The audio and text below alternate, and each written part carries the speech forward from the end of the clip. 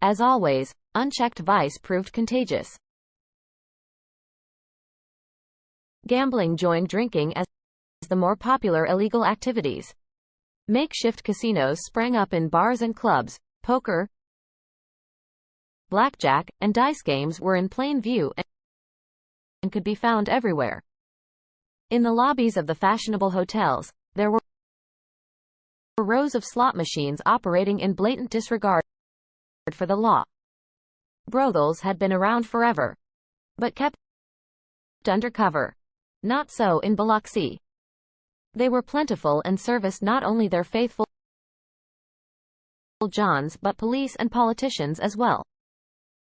Many were in the same buildings as bars and gambling tables, so that a young man looking for pleasure need only one stop.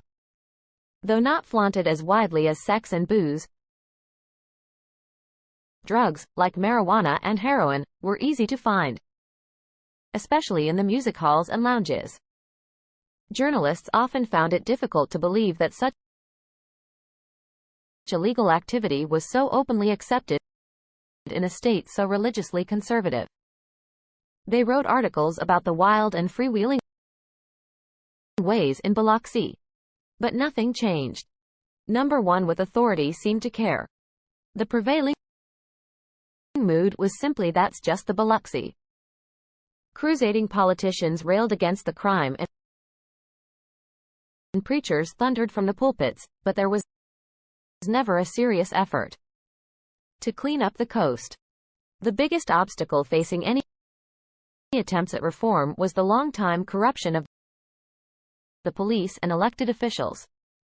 The cops and deputies worked for meager salaries and were more than willing to take the cash and look the other way. The local politicians were easily bought off and prospered nicely. Everyone was making money, everyone was having fun. Why ruin a good thing? Number one forced the drinkers and gamblers to venture into Biloxi. If they didn't like the vice there, they could stay home or go to New Orleans. But if they chose to spend their money in Biloxi, they knew they would not be bothered by the police. Criminal activity got a major boost in 1941, when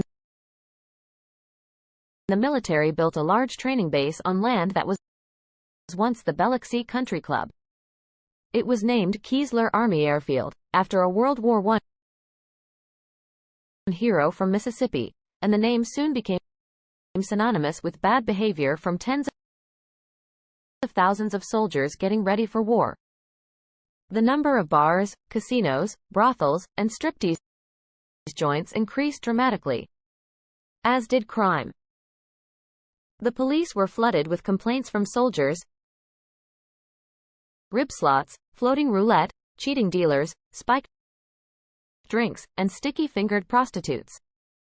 Since the owners were making money, they complained little. But there were plenty of fights, assaults on their girls, and broken windows and whiskey bottles.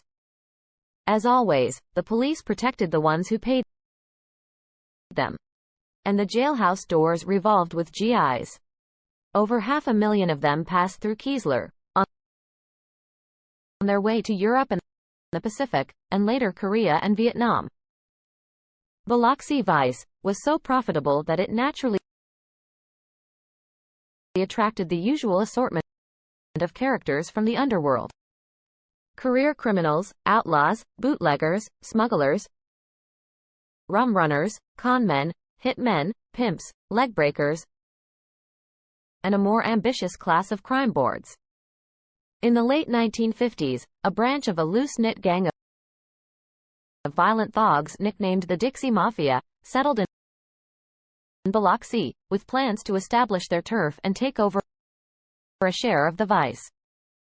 Before the Dixie Mafia, there had always been jealousy among the club owners, but they were making money, and life was good. There was a killing every now and then, and the usual intimidation, but no serious efforts by one group to take over. Other than ambition and violence, the Dixie Mafia had little in common with the real Cosa Nostra.